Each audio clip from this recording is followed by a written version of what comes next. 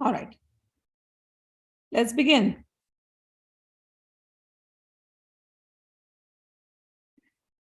Sri Chakra wasini Devi Namaste, Shivakama Sundari Devi Namaste, Shri Krishna Sodari Devi Namaste, Rajarajeshwari Devi Namaste, Rajarajeshwari Devi Namaste, Padmadala Lochani Devi Namaste, Bhakta Paripalini Devi Namaste, Parvatavardhini Devi Namaste, Rajarajeshwari Devi Namaste, Rajarajeshwari Devi Namaste, Karunavilasini Devi Namaste, Katyayani Gauri Devi Namaste, Kadambhavanivasini Devi Namaste, Rajarajeshwari Devi Namaste, Rajarajeshwari Devi Namaste, Shakti Parameshwari Devi Namaste,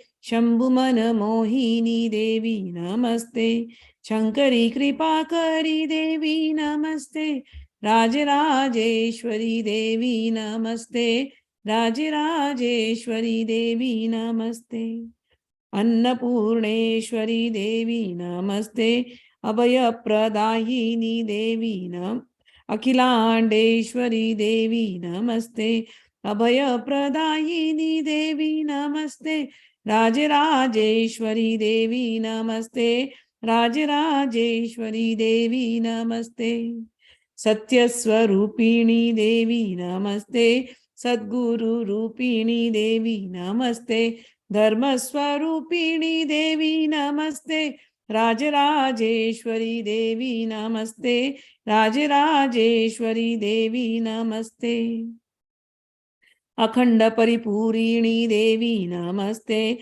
Adi Parashakti Devi Namaste, Akhila Paripalini Devi Namaste, Rajarajeshwari Devi Namaste, Rajarajeshwari Devi Namaste, Anatha Rakshaki Devi Namaste, Saubhagya Saubhagyadayini Devi Namaste, Santan Balprade Devi Namaste, Rajarajeshwari Devi Namaste, Rajarajeshwari Devi Namaste, Pahi Bhuvaneshwari Devi Namaste, Shri Vidya Rupini Devi Namaste, Shakti Swarupini Devi Namaste, Rajarajeshwari Devi Namaste, Rajarajeshwari Devi Namaste. All right, so we are on Tripura Rahasya. Yesterday, we read that Narad Muni has come. Brahmaji came, and Brahmaji, Lord Brahma, told Sumedha that you will remember everything. I am blessing you. You are the one who is going to write the Tripura Rahasya. And you will write it in 36 days. Whatever has happened in the past and whatever is going to happen in the future, everything you will see it correctly. And then every day you're going to write 4 chapters and this book will be written accordingly. So he gave this blessing to Sumedha. And then he told Naradji that after he is done writing the book, oh Narad, you are going to come and you're going to listen. So you will be the first student who is going to listen from Sumedha Rishi. So after this, Brahmaji gave the blessing and Brahmaji left. And Sumedha and Naradji also left from the scene. Sumedha was very sad. Oh, these 2 great people had come in there. Now they have left. And for some time, he was a little in shock what just happened. But then he got it. He digested everything. And then he went to Saraswati River and he sat down writing the book. And in 36 days, he completed the book. And then Naradji again came. Naradji came and said, so the book is completed? He's like, yes. So now I want to hear. And Sumedha is like a little awkward because Naradji knows everything. He's the most knowledgeable person in the whole universe. And yet Naradji is going to listen to his book It's a big thing, It's like the guru tells the student, now you narrate. What have you written? Let me see what you learned, what you understand. So Sumedha's situation is like that right now. I am going to narrate Tripura Rahasya in front of Naradji, who has already heard it from Brahmaji. And then, with that simplicity in him, he prays to Naradji and says, "O Naradji, Devarshe tat prasadena gyatam samyak yatha tatha pragunanjan yogena pragya chakshur pragya chakshur rivakhilam. O Naradji, because of you only, I was able to, you gave me this pragya chakshu. Pragya chakshu means a divine eyes, the transcendental eyes. It is by the blessing of you that I got these transcendental eyes, that I was able to see everything, and whatever I could understand, I have written it properly. And in this manner, I have completed the Tripura Rahasya. But I'm telling you one thing. What? Pitamahaktam sampannam rachitam tadrahasyakam agyapayagre shishyam ma bhavatah kim karomi ham. That whatever Brahmaji said, Pitamaha Brahmaji, great grandfather Brahmaji said, I have completed his order. But I am your Shishya. So even though you are listening, O Naradji, Agya Payagre Shishyam Mam, I am your disciple. Now you tell me what I should do. What is the next thing? Because of your blessing only, I could understand all that is written in the scriptures. I could understand what are these 14 lokas. I could understand all the 10 directions, what exist. I could understand the difference between the three time. What is wakefulness? Three kal means wakefulness. What is the state of wakefulness? What is the state of sleep? What is the state of dream? I could understand because of your blessing. And because of you, I could receive this greatest blessing, which is it is very clear to me. The whole knowledge is very, very clear to me, just like the diamond. So it is your blessing, O Naradji. And then he goes on saying, because of you, O Naradji, I could get the higher knowledge, the transcendental knowledge. And saying so, Sumedha was just like a disciple. He's just telling all he's pouring his heart out. And after saying so, he poured his heart out, and he fell down at Narad's feet. And Naradji was very pleased with the respect that the disciple showed. He was not. See, this is very beautiful, how to be a disciple. I like to see all this, and I feel nice. Sumedha knows everything. But his simplicity is not going away. He is still considering himself as a student. He's not thinking, I'm the guru, I know everything. This quality we have to develop. What kind of patience Sumedha had with his guru teaching him? What kind of patience he had? Parashuram taught him. Brahmaji came to him. He has seen Lalita Tripura Sundari. And now Naradji is sitting in front of him, and Naradji is telling him, recite. And yet he is not forgetting himself. Unlike in today's world, people don't want to sit with a guru. People don't have the patience. They just want to hear some part from here, some part from there, some part from there, and then make a cocktail and then serve it to the world. Through some social media is another way. But this is what is required. First become that, first learn. First spend years learning. Then you give. What is the hurry? What is the hurry? Whom do you want to give what? First you learn. First you understand. You yourself are blind. And now you're leading the world. Blind leading the blind. Think. What you are good at, you should give. But spiritual knowledge is a great responsibility. Do not give it unless and until You know. Put some years. You know means at least theoretically you must know. Whether you will experience or not is different. At least theoretically you should know. Don't misguide students. This is what is happening in the world. So many gurus talking so many things, misguiding the people in general. And people are getting misguided. Learn. After learning, you will definitely get that blessing. Then give. At least theoretically learn. Put those many years. Practice. See. Walk on the path. You can very easily lie and fool people. But how are you going to benefit? People take up this position, will teach the world. But I'm saying, how will you benefit? Spiritual path is your own path. Benefit yourself first. Even if you don't give anything from your mouth, I'm telling you, if you have become spiritual, completely understood, even if you don't speak, your presence itself will clear out so many negativities of the world. So many saints, they go and sit in the Himalayas. They don't come to the world to give any knowledge, and they're so knowledgeable. You go to them, they'll shoo you away many times. They don't even want to talk.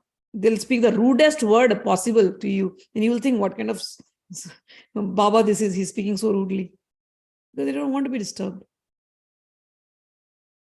And some of them will be very sweet. Everybody's different there. Some sadhus sitting in the cave, not even coming to the public, and they're benefiting the world.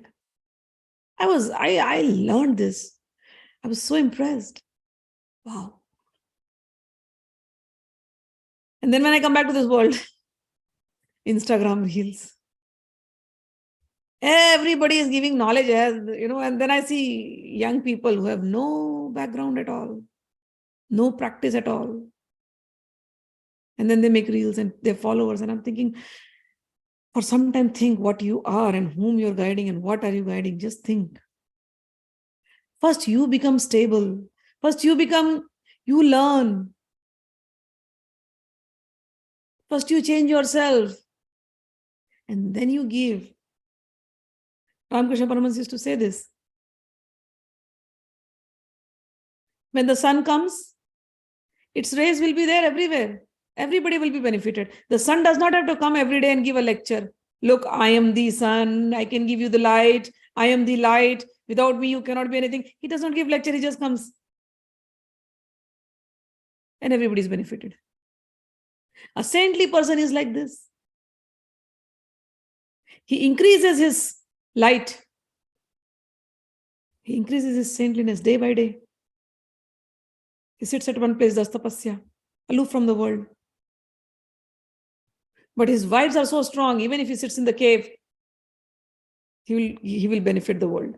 Nobody can know. Because he's beyond all this. He does not want people to know. Another example he used to give, a flower. If the flower blooms somewhere, the smell is so strong. The honeybees, wherever they are, they'll come attracted to the flower. Similarly, if your knowledge, if your tapasya, if your austerities is becoming this strong day by day, you focus on that first. You will find followers from what all parts of the world coming and following you. You don't even have to make an attempt. You don't even have to make an attempt. Nothing. And people will listen to you and come to you. First, become that student and be a student forever. This is the highest goal. So Sumedha, when I look at Sumedha Rishis, he is a perfect student, the example of a student. How humble he is. And Narad Muni comes and he's like, thank you, because of you I got everything. And then he goes on saying, Narad Muni is very happy. And Narad Muni says, come on Sumedha, come, sit with me. Sit here. And now you talk. It's like a teacher and a student. What? The teacher gives love. He'll be like, I know, I understood. Come, I understood your feelings. What feelings? The student wants to pour so much. It is difficult to put in words what feelings you have for your Guru. It is difficult. Many times you'll be choked. Many times you'll be shivering when you see Guru. You don't know what to say. So Sumedha has said some words, but Narad says, I understood what you want to say. Come sit. I understood what you are saying. Come sit with me. Let's hear Maa Tripura's glory from your mouth. Sometimes the Guru also wants to hear from the student's mouth. Because the Guru wants to also relish. All right. So Narad Muni did what? One very beautiful thing he did. He did.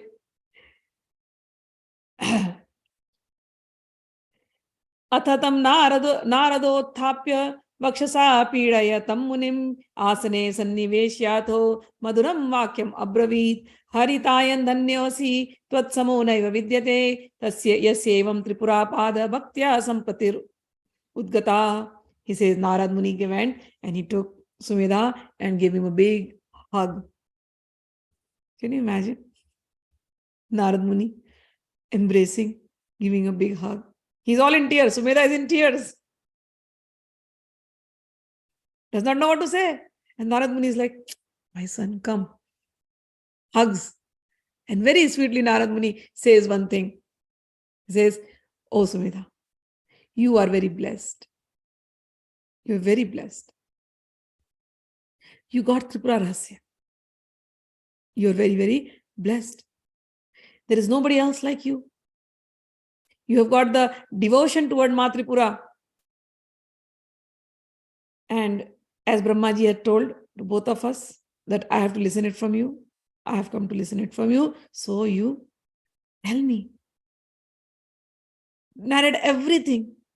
Don't miss out anything. I want to hear from you. Narad Muni was saying this and Sumedha is all thrilled and happy. And then he controls his emotion. And his eyes, are like right now opened up like lotus petals. Though tears are flowing. But now Sumedha is like, okay, let me become normal. This is all real. This is happening. Narad Muni has come and I have to speak. And he becomes normal. And Sumedha says, Anandra Shrukula Purna Vikasanne Netra Pankaja Tripura Smritin Jata Romancha Dvigunankaha. And then when he started saying, first he remembered Maa Tripura. And when he remembered Maa Tripura, first of all he's seeing the Guru. He's already full of emotion. And then now he remembers Maa Tripura. And the moment he remembered Maa Tripura, all his hair started standing on their ends. He started getting goosebumps after goosebumps and goosebumps and goosebumps. Whole body is like goosebump. It increased twice. And again more tears coming. When he remembered Maa Tripura, this was his bhakti. It's written here. And then Avadanaradam Vakyam Madhunishyand Sundaram Upapannam Taive Vedam Brahmaputra Mahamune Yachishya Bhutan Matastvam Sushriya Sakhilam Vidan Naisargik Swabhavoyam Satam Sumhatam Bhave. Now he looks at Narad Muni and he says, O Mahamuni. Sumedha is saying, O Mahamuni, O Lord, O Sage Narada, O son of Brahma, whatever you told me about me, it's all right. But I know you are great. You are great that you are giving such praises to a person like me who knows nothing. And yet you are giving me this respect, this honor. You know everything about Tripura, but you are giving me an honor so that I can tell about Maa Tripura to you.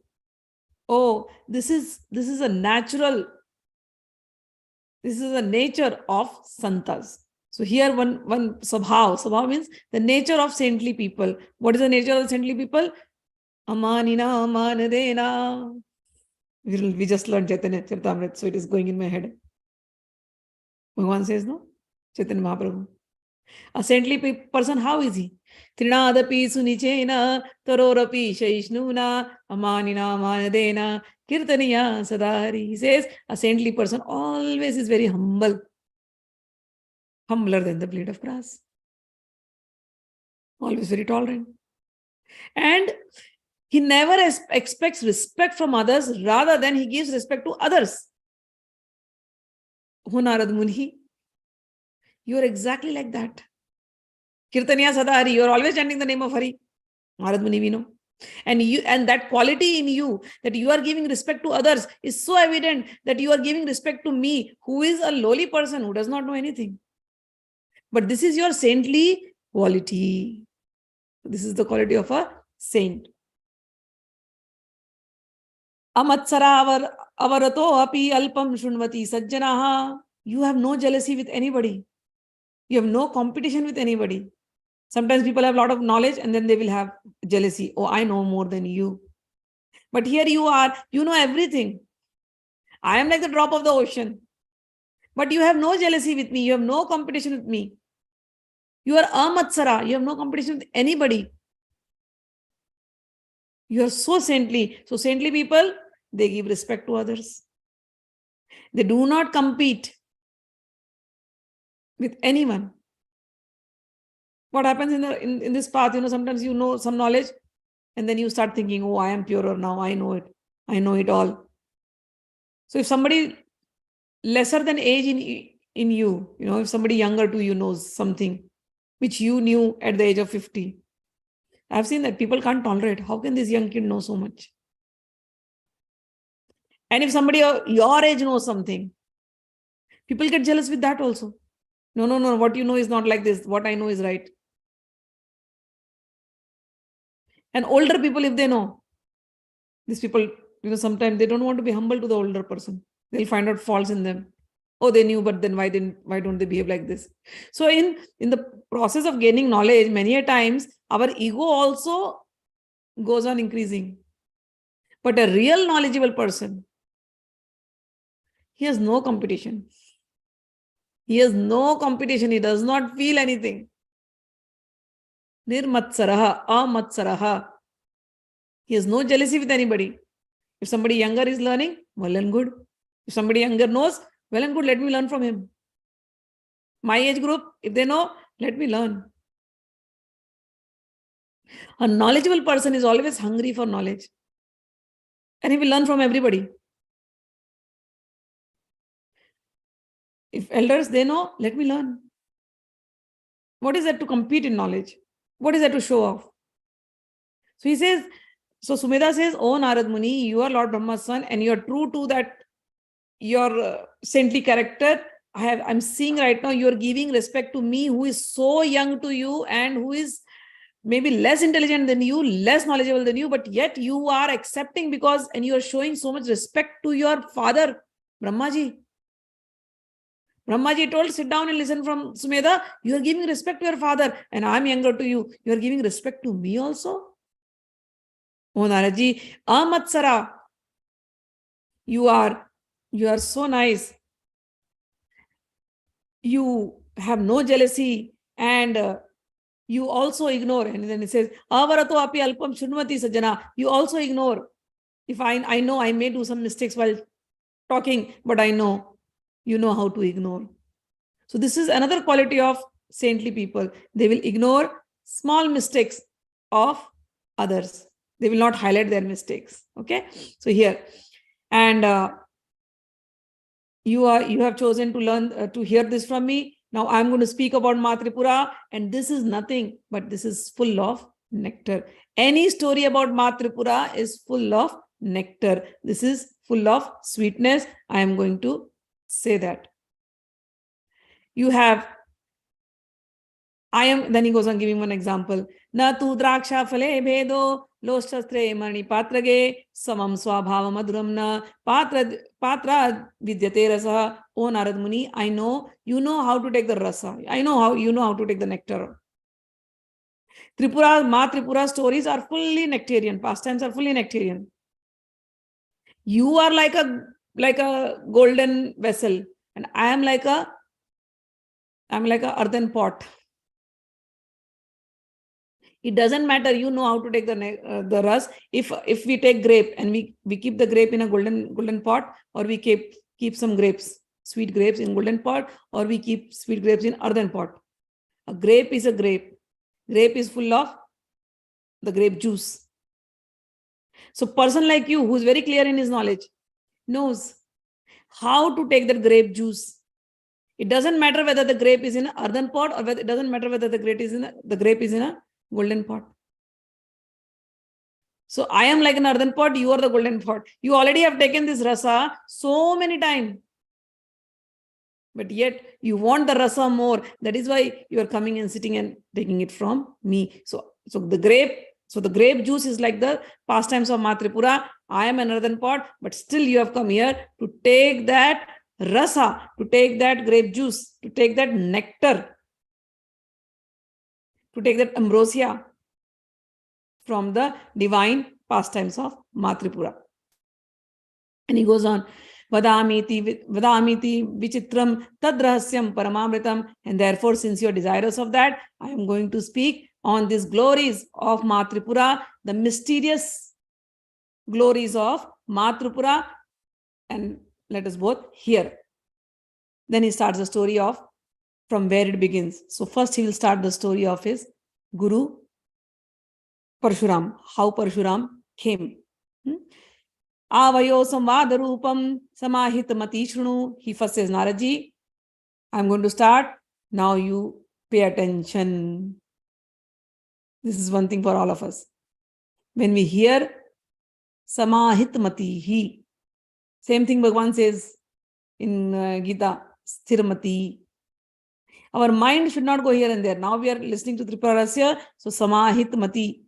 Calm down your mind. And then you hear these stories, because the story will go on. There are many characters in here. But within those characters, within those stories, you are going to learn tattva, the essence. Our Puranas, our books were written in that way. There are many characters and the same characters will be repeated everywhere. But it doesn't matter what the story is. The main thing is the essence. And you will see that these stories have similar stories like your life. Like when we see about Krishna and Arjun. The way Arjun is stuck up, we relate to Arjun, right? We also stuck up at many times. Same way the story is here. So all stories are there, which is just like the life of a common person. But through these stories, how did they react and what did they become? And from these same stories, how did they become realized?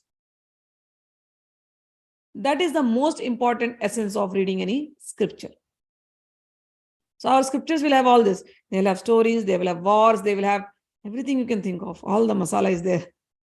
But in that masala, there is deeper essence, deeper realizations. So we have to go for that. All right.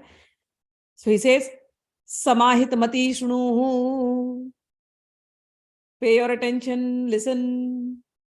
Asit Brahma Sutta Shriman Bhargo Bhrigur Munir Nigenitaha Tatputras Chavana Sakshat Brahmana Sadrisho Bhuvi Sukanya Yasya Charitriat Pritadatta Mahatmane. So once upon a time, Brahmaji had a son whose name was Bhrigu, and Bhrigu's son's name was Chawan. So Bhrigu had a son named Chawan. And he was very qualified, very great sage. Chawan was very great sage. And looking at his saintly qualities, he was a Brahmana. The king of that place, Gadhi, he gave his daughter Sukanya to Chawan.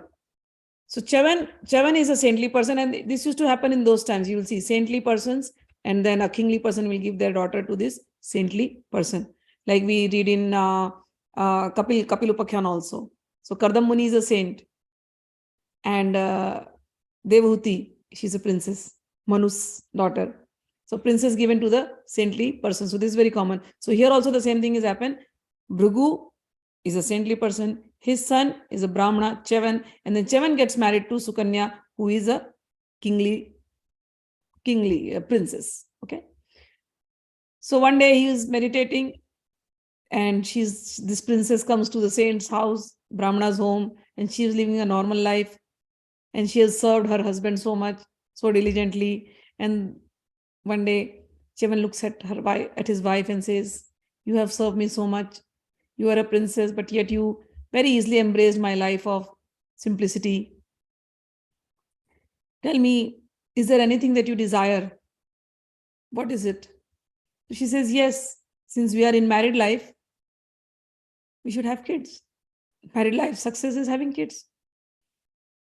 So he said, okay, I will. But then she says, I have another request too. What? She said, I just don't want to have a son for myself. I want to have a brother too. So a son and a brother. So Chawan says, okay. Chawan says, I will prepare some Ayurvedic herbs. It is called charu. And this charu, I will give one for you and one for your mother.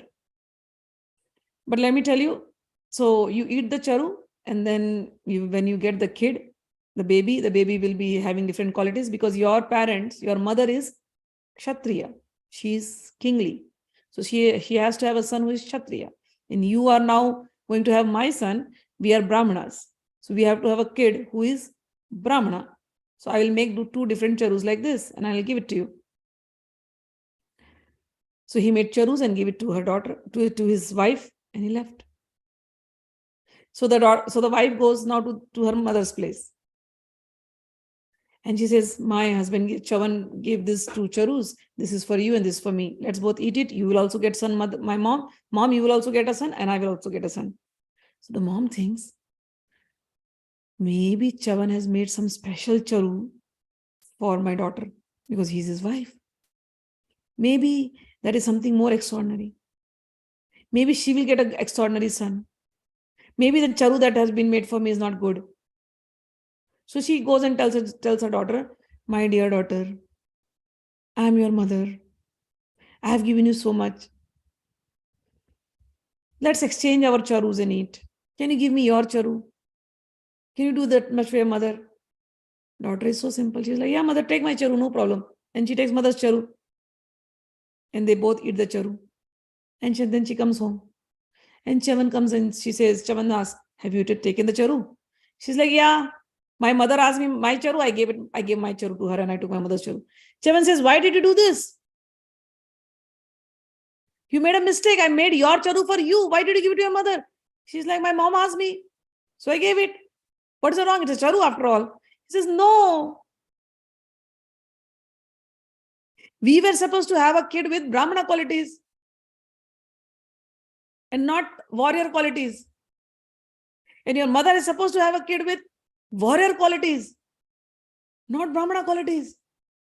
Now, because you mix the charu, you are going to get a son who will be like a warrior and who will be a big fighter. Do you really want it? And your mother's son, he's supposed to be king, but he'll become a sadhu. Now this girl gets, Sukanya is like worried. What did I do? What did I do? Sorry. I made a mistake. Please, can you do something? Chawan says, I can't do anything. The charu is gone now. I can only do one change. The kid will not happen to you. But that DNA that I have changed through this charu, that DNA that I have changed, it has to pass on somewhere. It will come.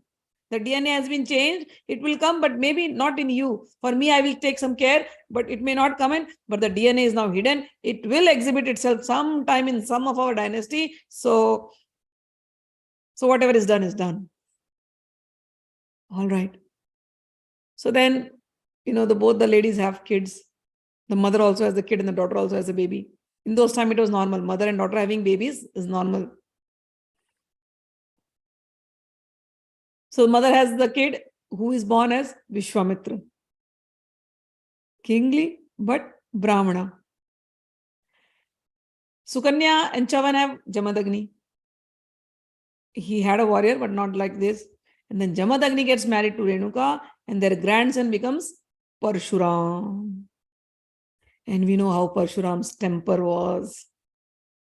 He got this axe from Lord Shiva and his bow, Pashupatastra.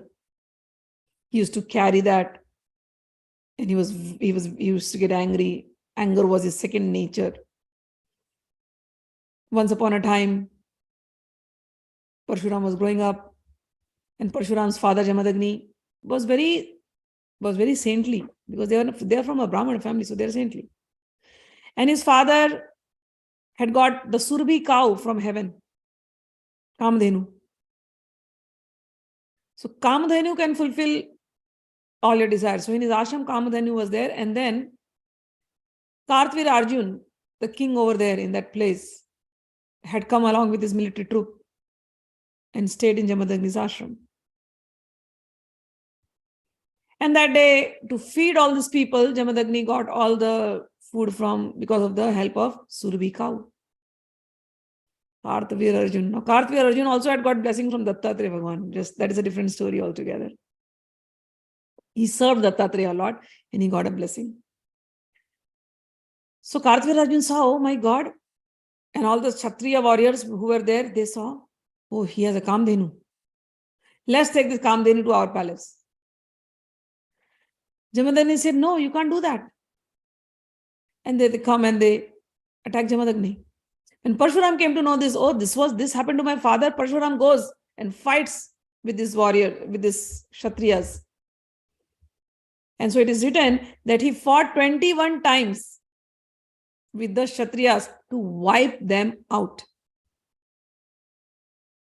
So the question comes, 21 times why? He could have just wiped them out in one time. So from where the 20, it is said that he wiped out the Kshatriya clan. So one time only he would have wiped down from where the second Kshatriya clan came. So what was happening? There is something missing in the story. How come 21 times? So then it is written here, and it is written in Mahabharata also, that he only wiped out those Kshatriyas who were against Brahmanas, against Vedas, against cows.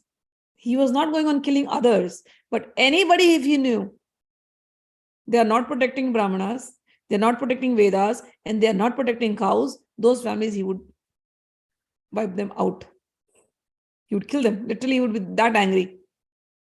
So there were certain Kshatriyas who were good and certain Kshatriyas who were bad. So those bad Kshatriyas who were against these three things, Veda, cow, and Brahmanas, them he wiped out 21 times. So that was his anger. And he did so much, there was so much of killing. He says, after all this killing, people started thinking he has to be stopped. He killed so many Kshatriyas, he grabbed all their lands and everything by killing the kings. He had so much of land with him right now, so much of slokas with him right now. And his anger was uncontrolled.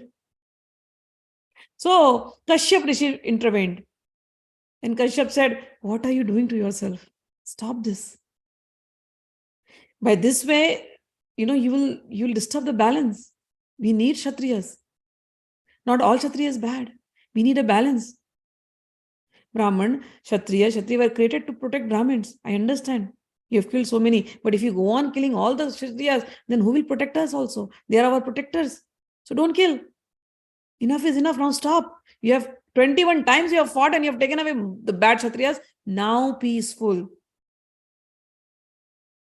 So then Parshuram said, okay, now I will be peaceful. And he gives all the land to Kashyap. And then after that, he becomes peaceful.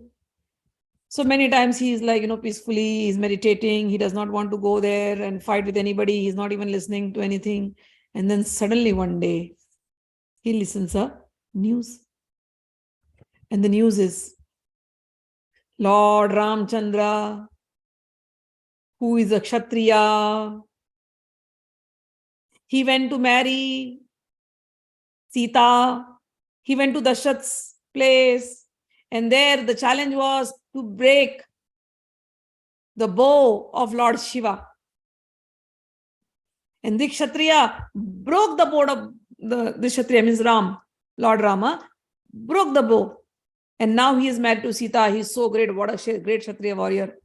So everybody was talking and the news was there. Ariel, the Gandharvas are flying, the Devtas are flying, and the kings are flying. Everywhere this news is broadcasted. Ram broke the Pashupati Astra. Ram broke that Astra. Parshuram heard it.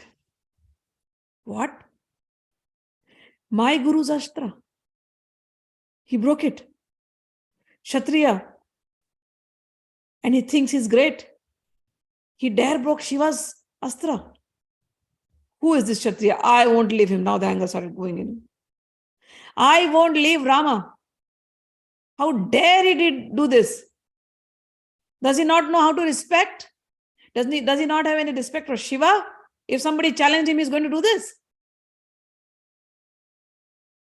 He thinks he's the winner. But if I allow this Kshatriya to go like this, if I allow Rama to go like this Kshatriya will become out of control. I'd rather show him what is the power of a Brahmana. I'll go and show him the power of the Brahmana and I'll keep him in control. And with that anger, he goes to Rama. And then, so when he's going there, let me just read that. Okay. Tatkarma sarvalokanam shlagyamasin mahadbhutam etachutva jamadhyagni vaimanika mukhatada asahang kshatriyanam tatlakshagnam bhargavstada gadana lasu samparka jatotsevak payo tatha yatha krodharuni netrantar agni jwalaya jagat dhanniva krodhamurti prayalagni rajwalan. He got very angry. He was burning. His blood started boiling. And with that boiling blood, he went with his axe and his Pashupati. He had another bow, right, which he got from Lord Shiva. He went there to meet Rama. And after going there, he sees Rama. He says, he met Raghuvan Ram on the way. So Ram was coming and all the marriage rituals were all done, and then Ram is coming there and he's followed by everybody. And then Parshuram sees him from far and he says, okay, Ram is here. And he goes to Ram. Re Ram, Chhatrabandho, tab tvam viryot sakti akti mandadi vaya krit karma kartavyam gyatva shura maninam adya yavan shuta kimaham chutra kulantaka Ramo astiti madandyanam avagyaya kritam yaya. He says, O Ram, O Kshatriya, you're too intoxicated, looks like. You think you're a great king, you're a great Kshatriya, but let me tell you, you have lost your mind. Parshuram tells to Ram, you have lost your mind thinking you're a great Kshatriya. You think whatever you did was great? Don't you know who I am? Have you heard the name of that person who has killed Kshatriyas 21 times? That is me. You have disrespected me. I'm a Brahmana and you have disrespected me by doing this act. You think you're a great Kshatriya? You have disrespected me. Do you see my axe? It is hungry for your blood now. It already killed 21 times. Now you have broken that law. Now my axe is hungry for that.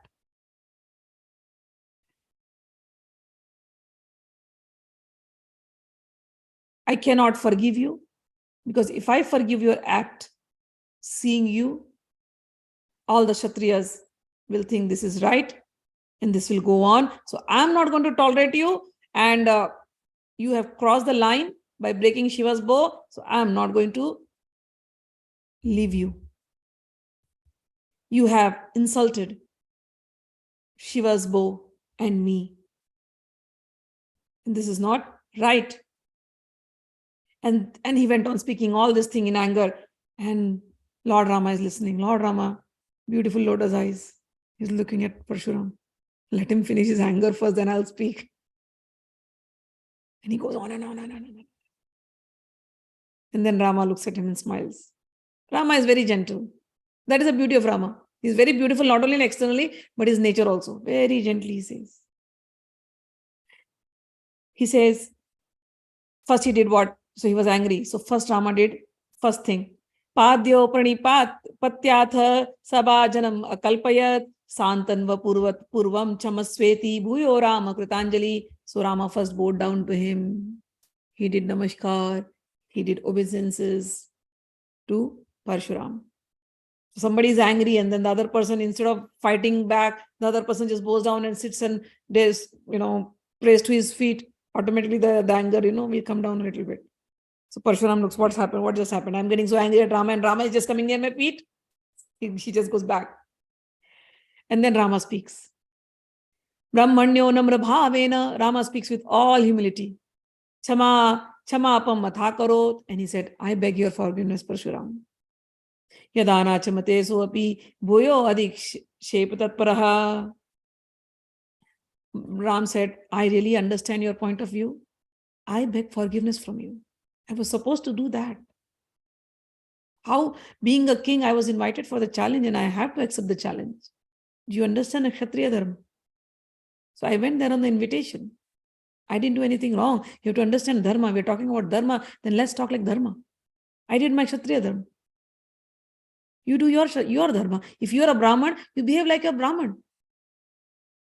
If you're either, then he says, Ram says, either become a Brahman or become a Kshatriya. You tell yourself you're a Brahmana and you want to wipe up the Kshatriyas. So you're doing the act of a Kshatriya. So you want to talk to me like a Brahmana or you want to talk to me like a Kshatriya? First decide that. And also, I know you're angry at Kshatriyas, but I belong to the Raghuvansh dynasty, the Raghu dynasty. I'm a Raghuvanshi. And Raghuvanshis, they do not harm Brahmins. Raghuvanshi do not harm cows. Raghuvanshis take care of their people. I don't want to harm you. I don't want to harm you. You're a Brahmana, no matter what. My Guru Vishwamitra, then he quotes Vishwamitra, because they are in relation, right? My Guru Vishwamitra taught this, that always respect a Brahmana.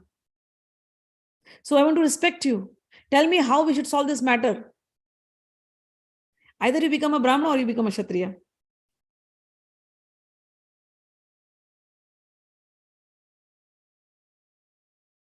And when he was talking like this, that in Raghu dynasty, and even me, I respect cows, I respect Brahmana, Parshuram felt nice.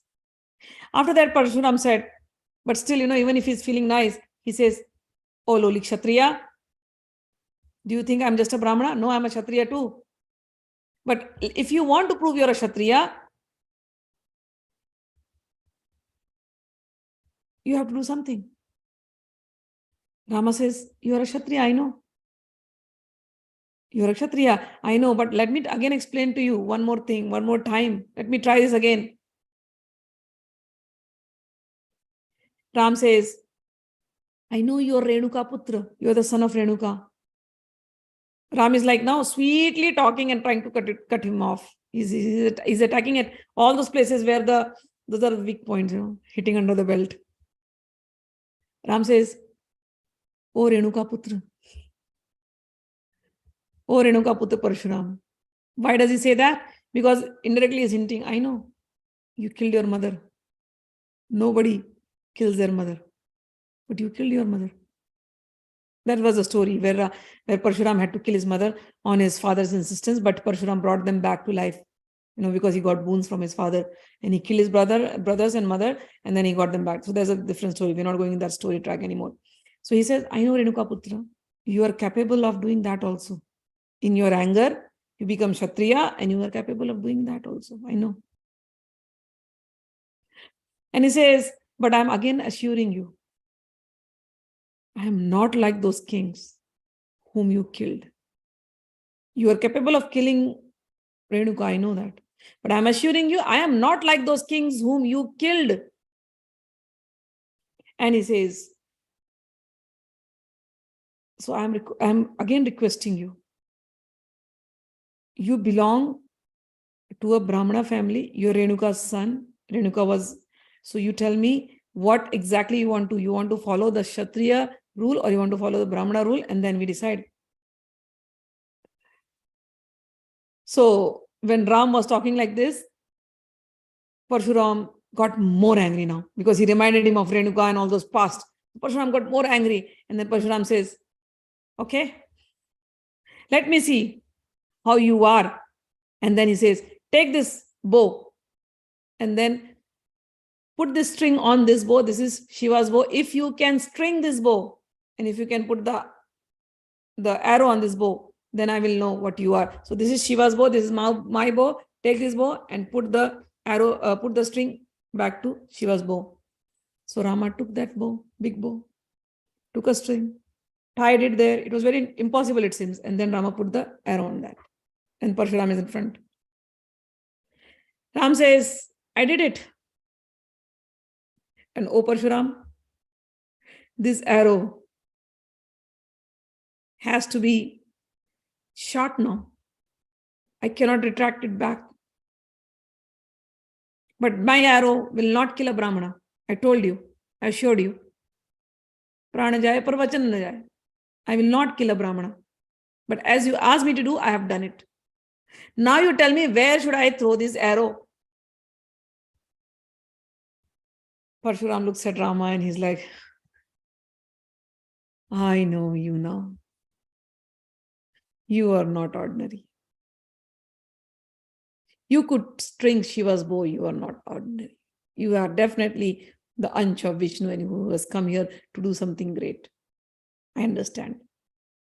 And now, so do one thing. I know, I understand the arrow has to be shot. So shoot the arrow. I have many places here. So shoot that arrow in those places where all this earth will be protected. And nobody else will harm the Brahmanas and the Vedas and the cows anymore. So, O Rama, I understand you are Vishnu incarnation. Now throw this arrow in that direction where all those land that I got it from all the Kshatriyas in the past will be protected. In this way, Parshuram is also happy. Ram then again prays to him. Tathastviti vadan Ramo nipatya sharmul badam brahmanyo bhargavam praha namaste Rama bhargava shantam me duruktam yad brahmano me sadaguru iti tasya vacha shutva bhargo lajjanvitaha. And after that, Parshuram prayed to him and he said, O Parshuram said, O Rama, I know you. You are Paramatma.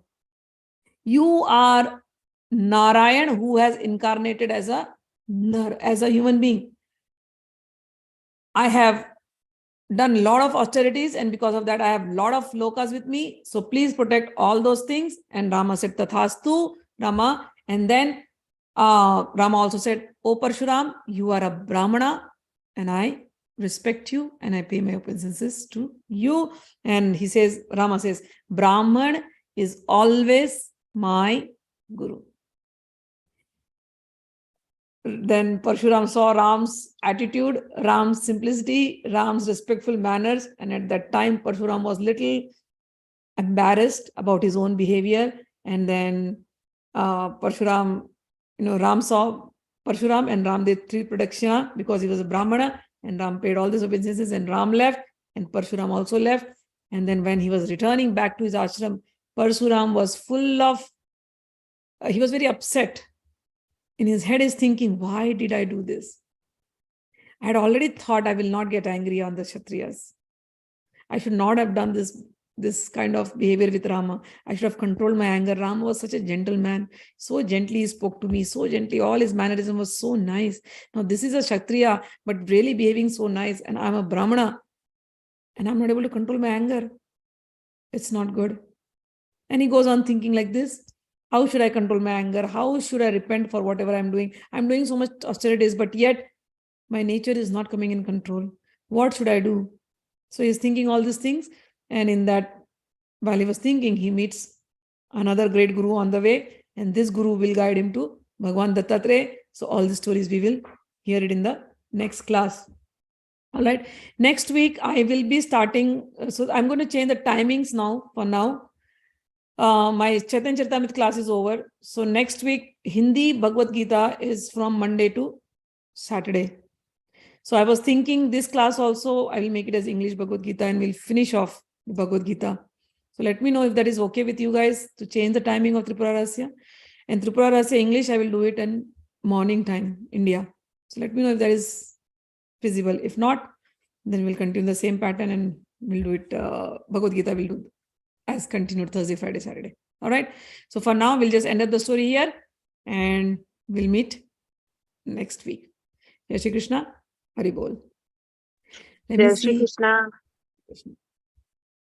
Hari Bol. Hari Bol, Hari Bol, Hari Bol. Hari Bol, Ma. Hari Bol, Hari Bol. Hari Bol. Thank you.